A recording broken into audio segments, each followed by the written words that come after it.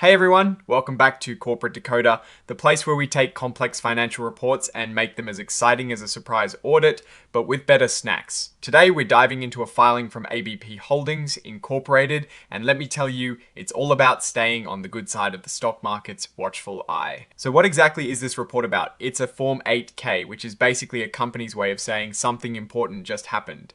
And for ABP Holdings Inc., the big news is about their listing status on the Nasdaq. Basically, the company has been working hard to meet certain rules to stay listed on a major stock exchange, the Nasdaq. It's like a probationary period where they need to show they're playing by the rules. And it sounds like they've gotten a bit more breathing room. They received official word from the Nasdaq hearings panel.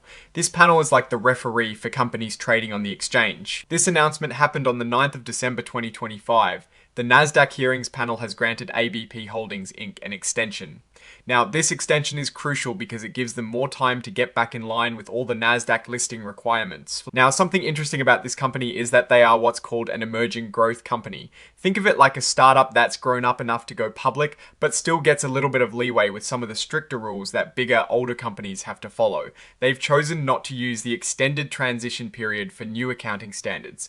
This means they are facing the music and adopting new rules as quickly as possible, which can be a sign of confidence or, well, a sign they have to. Just to give you a little background on what the company is involved with, they're dealing with things like shares of common stock. This is the basic ownership stake in the company. The par value is super low, just a tiny fraction of a penny. They also deal with warrants. You can think of warrants like special options that give the holder the right to buy shares of the company's stock at a set price in the future. For ABP Holdings Inc., that price is $114.9.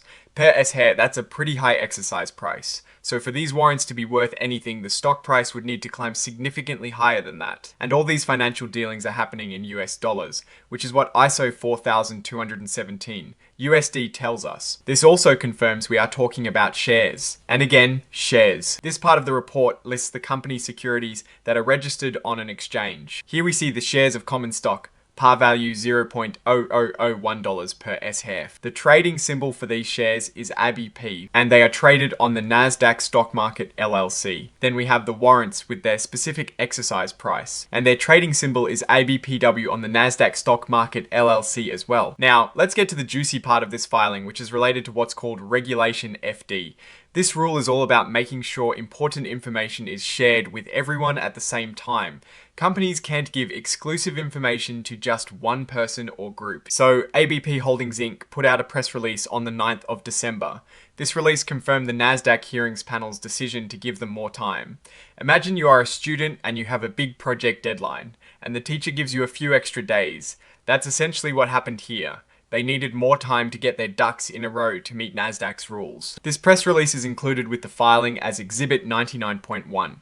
It's essentially the evidence that this announcement was made public, and this then leads us into the Exhibit section. Here we find the list of all the supporting documents. Exhibit 99.1 is that press release we just talked about, and Exhibit 104 is the cover page interactive data file. This is a modern requirement that helps making the data more accessible for computers to read and analyze, which is great for us as we try to decode it. Finally, we have the signatures. This is where the responsible people at the company sign off, confirming everything in the report is accurate to the best of their knowledge. Here we see the signature of Miles Suck. His name is Miles Suck, and he holds the very important position of Chief Executive Officer, has essentially the top dog. And again, the date of this report is the 9th of December 2025.